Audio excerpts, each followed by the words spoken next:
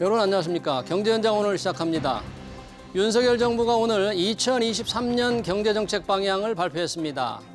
내년 경제성장률은 올해보다 현저히 낮은 1.6%로 전망했습니다.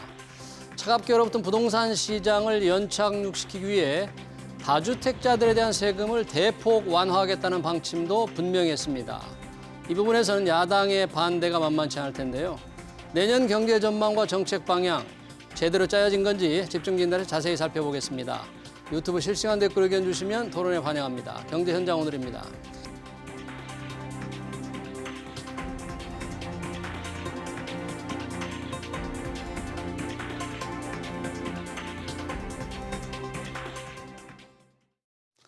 네, 내년 경제정책 방향 토론하기 위해서 두 분 모셨습니다. 최병천 신성장 경제연구소 소장, 유혜미 한양대 경제금융대학 교수 나오셨습니다. 두 분 어서 오세요. 반갑습니다.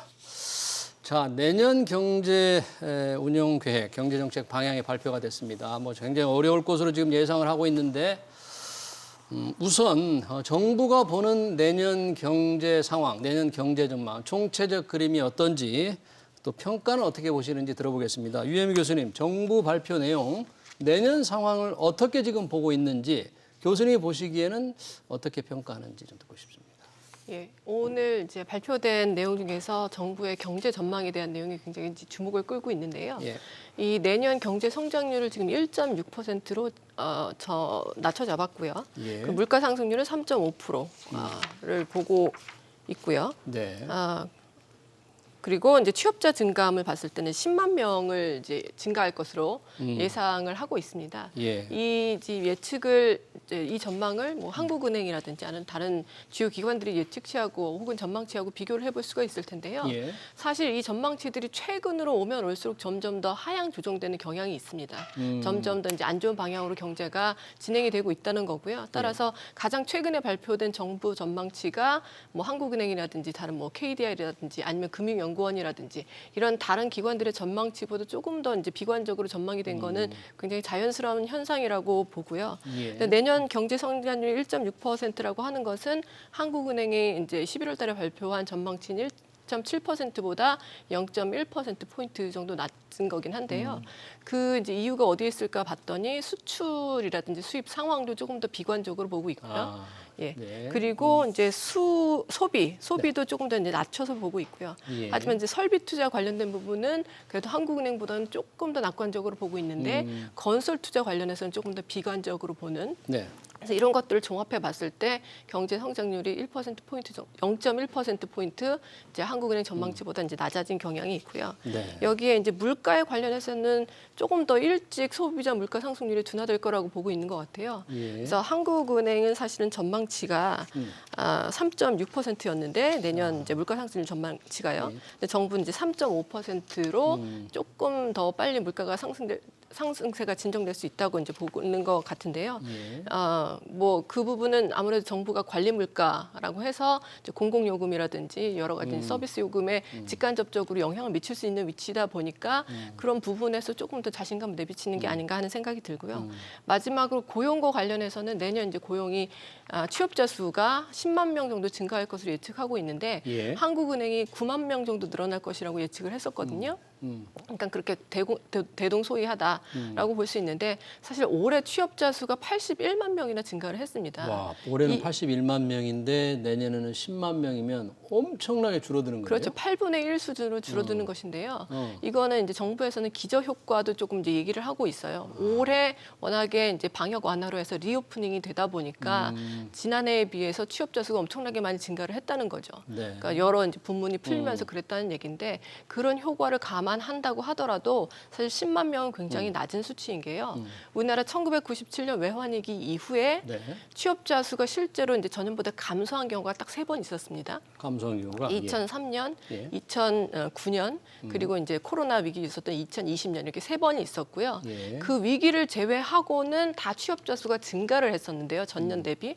이 증가폭 중에서 가장 작은 게 지금 10만 명입니다. 어. 그러니까 완전 위기에 빠진 그런 해를 3번을 제외하고는 예. 취업자 수 증가치가 굉장히 낮은 가장 최저치라는 얘기인데요. 예. 그러니까 상당히 내년에 고용 상황이 좋지 않다고 보고 있다는 거죠. 예. 실제로 그런 지금 조짐이 나타나고 있지 않습니까? 지금 예. 금융업이나 IT, 유통업계를 중심으로 해서 뭐 희망퇴직 같은 것을 많이 받고 있고요. 그다음에 여러 이제 기업들도 특히 대기업들도 내년 이제 고용 계획을 전폭적으로 이제 감축하고 있는 추세이기 때문에 이런 부분을 반영해서 취업자 수 증가 폭도 상당 부분 이제 비관적으로 보고 있다고 생각이 됩니다.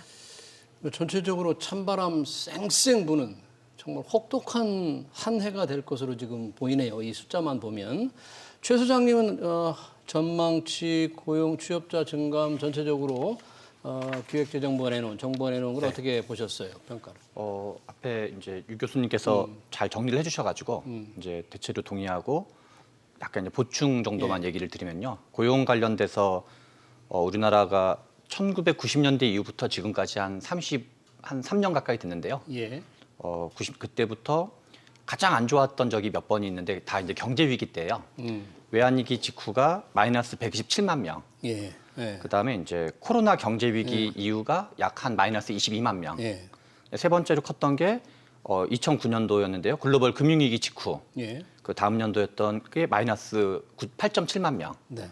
그다음에 이제 앞에서 말씀해 주신 것처럼 카드 대란 때가 마이너스 1만 명이었고 요 경제 위기 있었던 이 다 네 가지가 다 이제 경제 위기였는데요. 경제 위기 때. 네, 그리고 이 이후에 이제 그 약간 최저임금 논란이 있던 2018년에 한번 8.7만 명이 된 적이 있었고요. 예. 그리고 이제 그 다음으로 이제 우리나라 90년대 이후부터 지금까지 내년 취업자가 실제로 10만 명이 증가하게 되면 6번째로 적은 게 되는 거죠. 1990년 이후 6번째로 그렇죠. 적은 네 거다. 번은 다 경제 위기 있던 네 번은 거였고 경제 위기 또 한 번은 때문에. 이러저러 이제 논란, 정책적 논란이 있던 시기였고 10만 명인 거는 이제 처음인 건데요. 예. 그래서 1990년부터 지금까지 연평균 경제 위기 없던 시기를 보면 경제 위기 없던 경우는 한 40만 명 정도가 연평균이었고요. 예. 경제 위기까지를 포함하면 한 30만 명 초중반 정도가 이제 연평균 아주 많이 늘어날 때도 있고 네. 적게 이제 기저효과가 작동하지만 예. 대략 한 32만에서 35만 정도가 우리나라 이제 인구라든가 성장률을 감안하면 그동안은 평균치였다고 볼 수 있는데요. 취업자 증가가 평균 30만 명 초반대였는데. 그렇죠. 물론 이제 인구라든가 이제 저성장 패턴을 좀 고려할 필요가 있긴 할 텐데요. 대략 그래도 한 30만 명 내외 정도를 볼 수 있을 텐데 그러면 내년에 성장 취업자 증감은 한 연평균과 비교하면 경제 위기가 아니라는 걸 전제로 하면 예. 경제 위기에 준할 정도로 어려운 상황이다라고 예. 표현할 수 있을 것 같습니다. 그러네요. 취업자 증가만 보면 거의 경제 위기 수준을 내년에 맞게 된다. 그러면 내년에 일자리를 구할 사람이나 현재 직장에 있는 사람들 정말 찬바람이 쌩쌩 부는 그런 상황이 될 것 같은데 소비자 물가 상승률 아까 3.5% 유 교수님 이 3.5%면 올해보다 좀 떨어지는 건데 이렇게 좀 낮아질 것으로 좀 봐도 될까요? 그만큼 혹시 좀 더 불안한 감이 더 있는 건 아닙니까?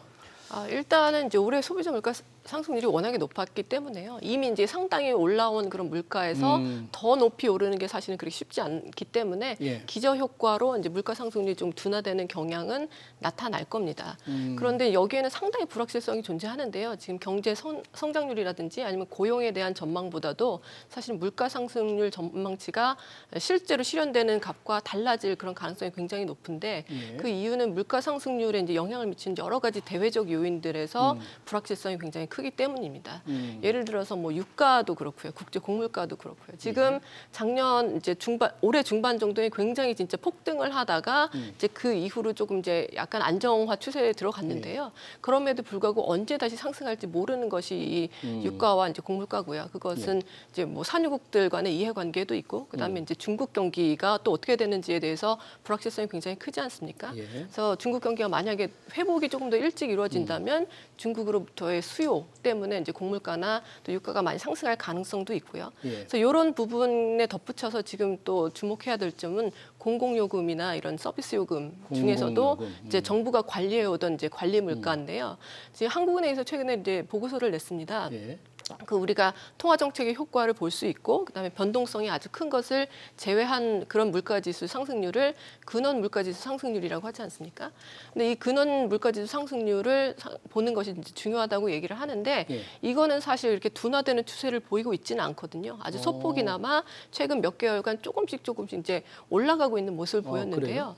그런데 한국은행에서 무엇을 살펴봤냐면 이런 공공요금과 같은 아니면 이제 관리 물가라고 하는 뭐 관리 물가에는요, 이제 휴대전화료나 부동산 중개 수수료 이런 것처럼 공공요금 이외에도 여러 가지 정부가 직간접적으로 영향을 미칠 수 있는 그런 이제 가격들을 포함하는 거거든요. 그래서 이 관리 물가는 이제 실제로 시장 가격을 완전히 충분하게 반영하고 있지 않을 수 있기 때문에 이 부분을 제외하고 예.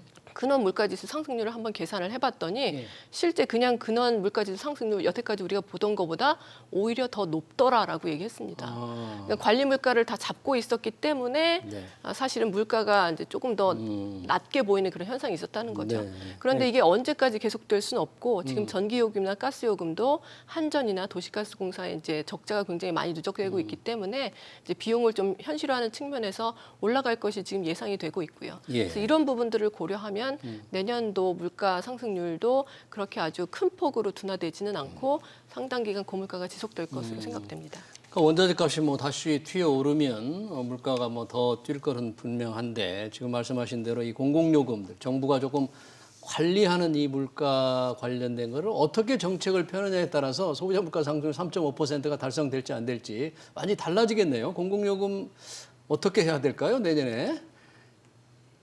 최근에 이제 전기료가 큰 쟁점이었었는데요. 그렇죠. 전기료가 얼마 전에 이제 한 채권 시장 불안 가지고 한 달 가까이 이제 큰 논란이 된 적이 있었는데요. 예. 채권 시장이 불안해진 큰 원인 중에 하나가 예. 한전채가 많이 거론되고 있어요. 한전채. 네. 네, 한전에서 발행하는 채권이 워낙 우량채이기 때문에 우리나라 채권 시장 사이즈는 좀 제한되어 있는데 예. 거기가 이제 채권 시장 수요를 다 빨아먹으면서 그래서 한전 입장에서는 여러 가지 이제 원자재 가격이라든가 전기요금 상승. 예컨대 독일 같은 경우는 지금 소비자들이 전기요금이 한 30% 가까이 올랐다는 거거든요. 30%. 네, 뭐 그렇게 러시아에서 이제 그렇죠. 제대로 우크라이나 가스를 못 전쟁 이후로 받으니까. 이제 여러 가지 뭐 천연가스 공급이 잘 안 되는 네. 이유 때문에 그런데 우리나라는 상대적으로 이제 전기요금이 유럽 국가에 비하면 엄청 안 올랐던 거죠. 그거를 한전이 전부 다 적자로 부담을 한 거여가지고 최근에 이제 국회에서 한전법 둘러싼 이제 그 그렇죠. 부결 사태도 있긴 했었는데요. 예. 그래서 이게 물가를 잡으려 그러면 채권 시장 불안과 금융 불안까지도 연결되는 측면이 있어서 어느 정도는 경제 전체를 좀 종합적으로 봤을 때 이렇게 물가 또는 이제 어떤 공공요금 예. 인상이 어느 정도는 불가피하고 부분적으로 바람직한 측면도 있다고 생각합니다. 그래서 그것을 좀 이제 소비자들 입장에서는 좀 같이 분담을 하되 예. 좀 어려운 처지에 있는 분들한테는 뭐 에너지 바우처라든가 이제 공공교통과 관련된 이제 공공에너지와 관련된 이러저러 좀 추가적인 지원을 하더라도 그렇게 해야지 좀 이제 너무 과부하가 생기지 않을 것 같습니다. 예.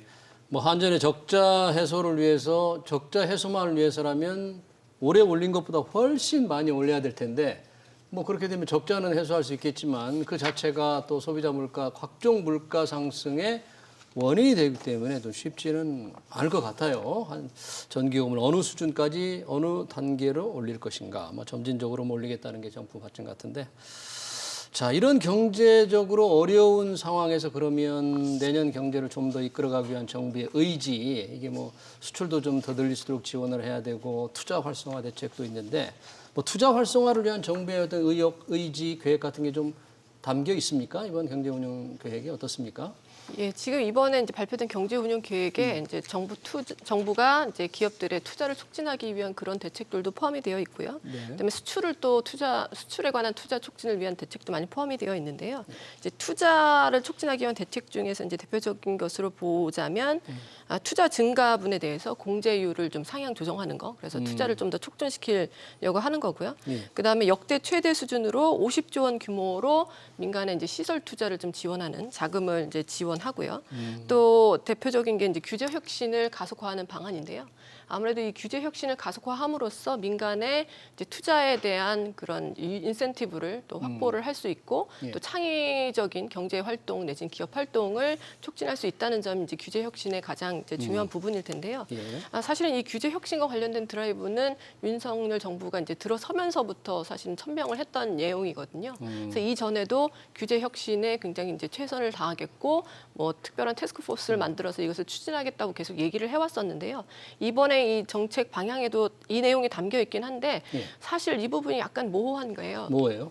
예, 왜냐하면 이제 언제까지 어느 정도 이 규제 혁신을 이제 가속화할 것인지에 대해서 구체적인 시점이라든지 아니면은 이런 구체적인 계획안보다는 예. 뭐 이걸 추진하겠다, 앞으로 이렇게 마련하겠다, 도입하려고 노력하겠다 이런 식의 표현들이 굉장히 많거든요. 예. 그러니까 이 규제 혁신이 사실은 굉장히 여러 이제 이해 집단들의 관계가 이제 충돌하면서 사실은 어려운 문제죠. 그래서 시간이 걸리는 문제인 것은 맞는데 이것을 이제 드라이브를 걸겠다고 처음부터 이제 천명을 한 이상 조금 더 구체적인 계획이나 이런 장치들이 조금 가시화되면서 보이면 더 좋지 않을까 하는 생각을 하고 있습니다. 네, 규제 혁신에 대한 의지는 담겨 있는데 뭔가 좀 구체적인 액션 플랜이 잘 안 보인다. 뭐 이런 평가로 듣기 싶습니다. 사실 투자 활성화에서 지금도 논란이 되고 있는 게 법인세율 인하입니다. 네. 그렇죠. 이 투자 활성화를 위해서 꼭 필요하다고 정부 여당이 지금 주장하고 있고 올해 정기국회에서 통과시키겠다는 건데 뭐 현재도 잘 안 되고 있는데 이 투자 활성화 법안 처리 안 되면 어떻게 됩니까 이게? 법인세는 실은 이제 나라별로 법인세 인하를 봐서 효과를 본 나라와 좀 아닌 나라가 있는데요. 그래요? 미국이라든가 독일 같은 나라들은 이제 법인세 인하를 효과를 좀 보는 경우가 있는데 하나는 미국과 동일은 이제 미국이 전 세계 경제에서 한 23% 정도 차지하고 있는데요. 예. 그리고 유럽 연합이 한 20% 가까이 차지하고 있고, 예. 그러니까 거대 소비 시장이기 때문에 원래 중국으로 가 있던 기업들이 좀 리쇼어링 효과가 있는 거죠. 다시 자기 나라로 간다. 그렇죠. 예컨대 2019년도에 트럼프 대통령이 법인세 인하를 네. 몇 프로를 했었냐면 네. 14%를 했었어요. 14% 포인트를 그렇죠. 낮췄어요. 그렇죠. 퍼센티지 포인트 기준으로 14%포인트 포인트를 낮추니까 파격적인 법인세 그렇죠. 인하를 했군요. 미국 자체가 세계에서 최대 시장 규모인데 14%포인트 포인트를 낮추니까 안 그래도 이제 중국이 여러 가지 이제 코스트가 올라가고 있던 상황에서 미국으로 돌아온 거였죠. 네. 그래서 실제로는 지금 이제 국회에서 논란이 되고 있는 법인세가 1%냐 4%냐 이거든요. 3% 포인트냐, 그렇죠. 1% 1% 포인트냐, 3% 포인트냐인데 25%를 22% 포인트로 낮추느냐, 22% 그렇죠. 어떻게 해야 제가 보기에는 실은 1% 포인트를 낮추든 3% 포인트를 낮추든 그 자체가 투자 효과로 직결되는 측면은 크진 않다라고 볼 수 있는 것 같습니다. 그래서 그래요? 다분히 현재로서는 좀 각 정당이 어떤 좀 컨셉 또는 지지층한테 어필하는 정도고 실제로 법인세 인하 효과를 보려면 한 15%에서 한 20% 가까이 15에서 20% 포인트를 낮춰야지 효과가 있을까 말까 한 거지. 왜냐하면 한국 경제 사이즈가 미국과 다르다고 봐야 되거든요. 아니, 지금 우리 최고 세율이 25%잖아요. 그러면 제 얘기가 그 얘기인 거죠. 그래서 얼마 정도로 낮춰야 돼요? 그러니까 실은 법인세 인하를 우리나라 정도의 경제 규모에서 투자 촉진 효과로 낮추기가 쉽지 않다는 얘기를 거꾸로 하는 거죠. 예. 왜냐하면 싱가포르나 아일랜드 같은 경우는 사실상 유치하려고 엄청나게 낮춘 거거든요. 예. 근데 한국 정도의 인구 5천만 명 정도의 크기 되는 나라에서 한 중진국 정도 된다고 봐야 되는데요. 그 나라 경제 사이즈로 봤을 때 이런 정도에서 그렇게 파격적으로 낮춰서 투자 활성화 효과를 보는 거는 우리가 뭐 회사에서 편의점에서 월급 뭐 한 10,000원, 20,000원 더 준다고 곱하고 직원 고용이 한꺼번에 좋아지지 않는 것처럼 예. 그래서 그런 측면이 있고 지금 정부 같은 경우는 크게 보면 이제 나머지는 우리 앞에서 교수님이 다 말씀을 해주셨고 네. 오히려 이제 크게는 재정, 통화, 금융 정책으로 볼 수 있을 텐데요. 예. 재정의 조기 집행을 좀 이제 하겠다는 의지를 보이고 있는 것 같아요. 네. 그래서 상반기가 경제가 어려우니까 내년도 예산 전체 예산에서 한 65% 정도를 조기 집행을 하겠다. 그리고 금융 관련돼서 이제 정책 금융을 사상 최대로 한 540조 원 정도를 규모를 투입하겠다 그래서 예. 뭔가 이제 정부가 나머지 정책들은 좀 역대 정부가 좀 하던 경향을 좀 더 이제 플러스 알파하는 성격이 있는데 크게는 재정 정책과 금융 정책에서 좀 이렇게 조기 집행과 대규모 투입을 통해서 좀 특히 상반기에 예. 많이 투입해서 좀 극복해 보겠다는 취지로 접근을 하고 있는 것 같습니다. 네. 투자 활성화 정부 과연 뭐 법인세 인하만으로는 좀 충분치 않다는 그런 좀 걱정을 해주신 거고요. 자, 이번 경제운영계획의 또 핵심적인 사항 중에 하나가 부동산 대책입니다. 지금 부동산 시장이 차갑게 얼어붙으니까 좀 천천히 안정되는 연착륙이 필요하다는 게 정부 생각인데 그 대책으로 다주택자들에 대한 세금을 대폭 완화하겠다. 이런 내용들이 좀 많이 담긴 거죠. 어떻습니까? 어떤 내용들이 구체적으로 좀 담겨 있습니까? 부동산 대책 관련해서는. 예, 뭐 여러 가지 대책이 담겼지만 이 다주택자에 대한 이제 세금을 좀 인하해주는 그런 내용이 가장 대표적인 정책이라고 볼 수가 있을 텐데요. 이 다주택자의 취득세를 특히 이제 인하해주는 그런 정책을 시행하겠다고 하거든요. 근데 이거는 제가 보기에는 이제 그간 지난 정부에서 다주택자에 대한 이제 징벌적인 세금이 굉장히 많이 늘어나지 않았습니까? 단순히 취득세뿐만이 아니라 종부세도 그렇고 양도세도 그렇고 굉장히 징벌적인 세금이 이제 많이 부여가 되면서 다주택자를 그야말로 이제 줄이는 그런 데 이제 굉장히 몰두를 했었는데요. 사실 이제 다주택자가 물론 주택 구매 수요를 늘리는 측면도 있긴 있겠지만 반면에 이제 다주택자라는 것은 본인이 주택 하나에 주로 한두 채에 거주를 하지 보유하고 있는 모든 주택에 동시에 거주를 할 수는 없으니까요. 그렇죠. 이 나머지 주택들은 사실 임대 시장에 공급이 되는 거거든요. 그렇죠. 그러니까 이런 민간 임대 시장을 사실은 망가뜨리는 역할을 했다고 볼 수가 있는 거예요. 그런 다주택자에 대한 징벌적인 세금들이요. 예. 그래서 뭐 한동안 또 전월세 또 가격도 폭등하고 그런 부작용이 있지 않았습니까? 그래서 저는 그런 이제 부작용이 있었던 여러 가지 규제를 좀 완화하는 측면에서 이것은 이제 바람직하다고 보고요. 예. 이와 동시에 지금 현재 부동산 시장 상황에서도 이게 좀 긍정적인 역할을 할 수 있다고 보는데요. 현재 이제 부동산 침체가 좀 지속이 되고 있고 내년에도 부동산 시장이 계속 안 좋아질 것으로 생각이 되는데 주택 가격이 폭락하거나 아니면 점점 더 하락을 하는 것이 반드시 좋지만은 않습니다. 지금 소득 대비해서 주택 가격이 높아서 네. 사람들이 아직도 집값이 너무 높다. 그래서 예. 살 수가 없다. 뭐 그런 불만이 집값이 있죠. 예, 더 떨어져야 된다라고 생각하시기도 하는데요. 네. 사실 집값이 많이 하락을 하면 경제가 상당히 어려워질 수가 있습니다. 예를 들어서 집 더 이상 이제 이자가 올라가니까 이자 비용을 감당하지 못하는 사람들이 집을 팔고 싶은데 집값이 점점 더 낮아지면서 팔 수가 없으면 그냥 대출 채무 불이행하고 연체하고 길거리에 나앉을 수밖에 없는 거고요. 지금 여러 가지 이제 부실화되고 있는 부동산 PF들도 부실화가 더 본격적으로 진전이 되면서 뭐 건설사들이나 증권사들이 부도가 일어나고 그러면 여기에서 또 직업을 잃는 사람들이 생기는 거고요. 네. 여러모로 경제가 안 좋아지는 거죠. 음. 그래서 지금 부동산 시장 연착륙 방안에 대해서도 이제 많은 얘기가 나오고 있는데요. 왜 이것이 부동산 연착륙 방안하고 연결이 될 수 있냐면 다주택자는 그야말로 이제 자산의 여력이 있어서 부동산을 구매할 수 있는 사람들이지 않습니까? 그러면 대출 규제하고 무관하게 집값이 충분히 떨어졌으면 이제 입지가 좋은 곳에 충분히 구매할 수 있는 여력이 되는 사람들이란 말이죠. 그러니까 주택 구매 수요를 조금 더 회복시킬 수 있는 측면에서 다주택자가 좀 도움이 될 수가 있는데요. 지금 현재는 다주택자에 대한 그런 세금 때문에 아무리 집값이 낮아져도 선뜻 이제 구매를 하지 못했는데 예. 이런 세금이 인하되면 비용이 저하되면서 주택 시장의 구매를 조금 더 수요를 늘릴 수 있는 그래서 주택 가격의 하락폭을 좀 제한적으로 만들 수 있는 이제 순기능이 있을 수 있다고 봅니다.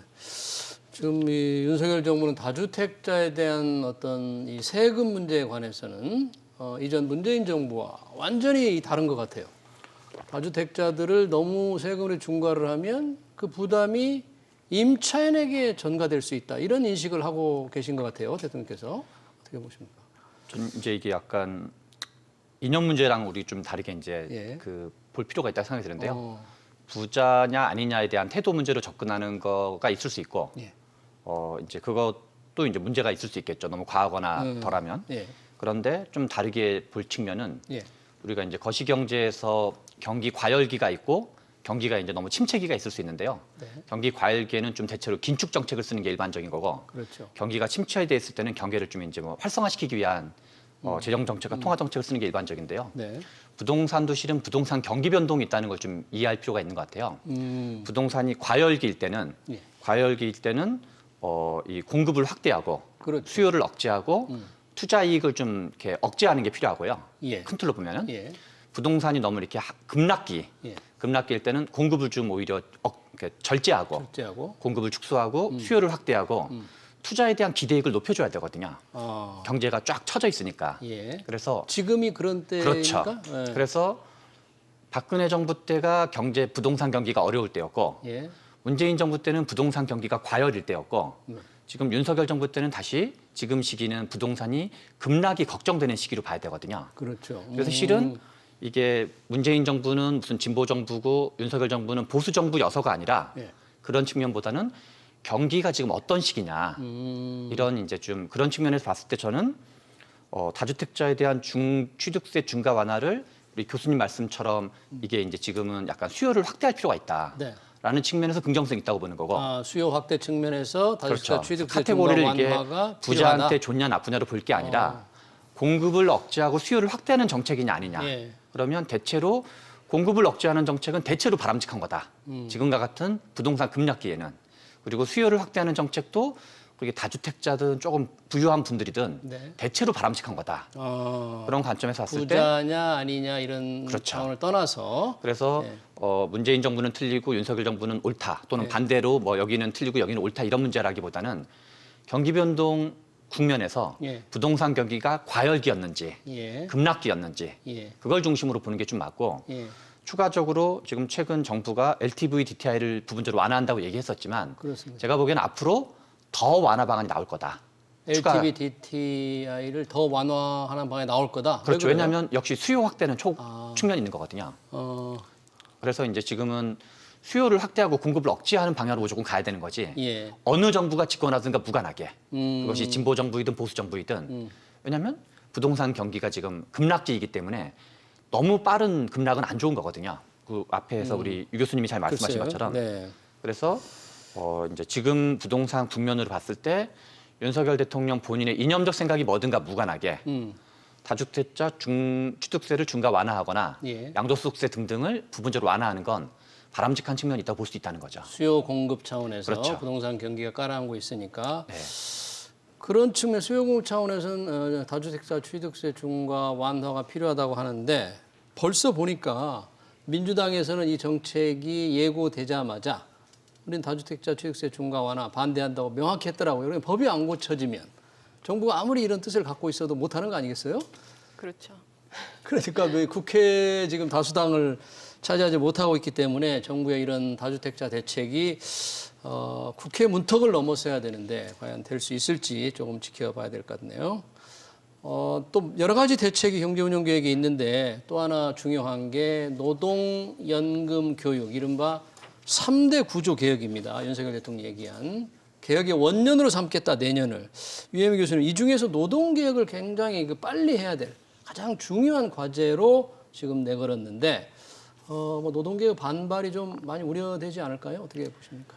이게 사실은 이제 이런 노동개혁 혹은 노동시장 유연화와 관련된 것은 노동계하고 경영계가 아주 첨예하게 이해관계가 대립하는 사안이기 때문에 사실 개혁이라는 것을 추진하기가 쉽지 않고 개혁이 아니라 어떤 정책도 사실은 이제 협의를 이루기가 굉장히 어려운 주제긴 한데요. 저는 그래도 그 어느 때보다 조금 더 이 개혁의 가능성이 높다고 생각하는 게요. 예. 최근에 이제 뭐 여러 가지 지하철 노조라든지 철도 노조 파업 사태에서도 보듯이 현재 이제 노조의 구성원들이 조금 이제 예전과는 바뀌고 있습니다. 이제 세대가 노조 젊어지면서 구성원들. 예. 그리고 이제 여러 가지 이제 직종이나 업무가 사실은 굉장히 다양화되고 있지 않습니까? 네. 그래서 이런 젊은 세대를 중심으로 이런 직종이나 업무의 다양화를 반영할 수 있는 목소리가 노동조합에 반영돼야 된다는 그런 의견들이 이제 나서고 있는데요. 그 현재 이제 노동조합 가입률이 현재 전체 근로자들이 한 10% 정도밖에 되지가 않습니다. 그래서 사실은 대표성이 굉장히 떨어지는데 이런 젊은 세대를 중심으로 해서 여러 가지 이제 노동시장에서 그동안 획일화되고 이제 일반화됐던 단일화됐던 이런 부분들을 좀 완화하는 정책은 큰 지지를 받을 것으로 보기 때문에 예전보다는 조금 더 드라이브를 걸 수 있는 환경이 나아졌다고 보고 있습니다. 노동개혁 추진 환경이 전보다는 조금 나아졌다. 우리 최병철 소장이 보시기에는 어때요? 이런 노동개혁 윤석열 정부 밀어붙이는데 내년에 많은 좀 걸림돌이 있을 거로 보시지 않습니까? 실제로 지금 논의되고 있는 노동개혁의 내용이 좀 크게 세 가지가 있는 것 같아요. 예. 하나는 노동시장 이중구조 해소에 관한 내용들이 있고요. 예. 두 번째는 노동시장 유연화에 관한 부분이 있고요. 네. 그리고 이제 실제로는 노동조합의 좀 활동을 이렇게 뭔가 위축시키는 약간 노동조합 공격의 성격이 강한 네. 이렇게 세 가지로 나눌 수 있는 것 같은데요. 노동시장 이중구조에 대한 해소는 노동계를 포함해서 좀 합의 기반이 높다고 볼 수 있어요. 그래서 지금 윤석열 정부가 얘기하는 거에는 그중에 이제 하나로 좀 인정해줄 수 있는 거는 5인 이하 사업장 근로기준법 적용 확대 문제가 있어요. 현재는 우리나라에 저임금 노동자가 많고 예. 그런 여러 가지 이제 상대적으로 많은 이유 중에 하나가 5인 이하가 되면 근로기준법이 적용 안 되는 게 되게 적용 안 많아요. 된다. 예. 그래서 이제 그거는 또 한국에 이러저런 역사성이 있긴 한 건데요. 그래서 노동계에서도 실은 이건 오랫동안 요구했던 거거든요. 5인 이하 사업장 노동자들도 이제 뭔가 근로기준법은 적용돼야 되는 거 아니냐. 예. 그런데 현재 윤석열 정부에서 실제로는 어떻게 할지 모르지만 이 부분을 이제 하겠다라고 얘기를 하고 있어요. 예. 이런 건 좀 이제 어떤 공유 기반이 있는 거죠. 그리고 논란은 좀 되지만 최저임금 관련해서 주휴수당 제도라고 있어요. 네. 주휴수당은 이제 6일을 일하면 하루치를 더 주는 건데 실은 다른 나라에는 없는 제도예요. 그렇죠. 이 제도가 이제 우리나라 최저임금이 OECD 어떤 선진국 클럽과 비교했을 때 현저히 낮을 때는 약간 그걸 보충해주는 성격이 있었거든요. 그런데 우리나라 최저임금이 국제 기준과 상당히 지금 비슷하거나 살짝 높아졌거든요. 그렇죠. 그래서 이제 일부 노동계 일부에서도 주휴수당은 지금 좀 폐지되는 게 바람직한 거 아닌가. 동의할 그래서 수가 뭔가 있다 이거죠. 체계를 좀 정비해야 되는 거 아닌가. 물론 이제 뭐 노동계 내에서도 이제 입장이 같진 않은데요. 그래서 노동시장 이중 구조는 좀 정부가 오히려 이거를 좀 앞세워서 하면 뭔가 좀 이제 더 어려운 처지에 있는 노동자들의 권익이 확대되는 측면이 있는 것 같고 노동시장 유연화는 좀 다른 것 같아요. 네. 노동시장 유연화는 주 52시간에 대한 탄력적 적용, 근로자 파견의 업종 확대, 요거는 실은 이제 약간 노사 간의 쟁점이 많은 분야고, 예. 그다음에 이제 호봉제를 직무급으로 바꾸는 거, 예. 이거는 실은 이게 쉽지는 않거든요. 왜냐하면 그렇죠. 직무급은 평가 체계가 연동되어 있는데 이 부분은 좀 뭔가 좀 적극적으로 할 필요가 있겠다. 예. 그리고 마지막으로 예. 약간 이제 노동조합의 회계 투명성을 법제화하는 게 최근 며칠간 이제 쟁점화 뉴스를 됐었는데요. 많이 타고 있죠. 예. 근데 이거는 다분히 약간 이념적 공격의 성격이 있어서 왜냐하면 노동조합의 회계를 공개하면 예. 반대편에 있는 어떤 경총이나 정경련도 회계를 공개하는 게 실은 형평성이 맞는 건데 사용자 단체도 회계 그렇죠. 공개하라. 근데 그런 걸 얘기하진 않고 있거든요. 예. 그러면 이제 자칫 이게 어떤 개혁의 진정성을 좀 의심하게 만들어서 이제 약간 좀 그 오히려 불필요한 논란을 낸 측면이 있어서 네. 이런 거는 오히려 좀 이제 논란 전체를 좀 어떤 개혁에서의 어떤 그 사회적 공감대를 가로막는 효과를 있지 않을까 이런 우려스러운 부분이 있습니다. 알겠습니다. 경제운영계획 내용이 워낙 많아서 여기서 정리를 해야 될 것 같습니다. 지금까지 최병천 신성장 경제연구소 소장, 유혜미 한양대 경제금융대학 교수였습니다. 두 분 고맙습니다. 예, 감사합니다.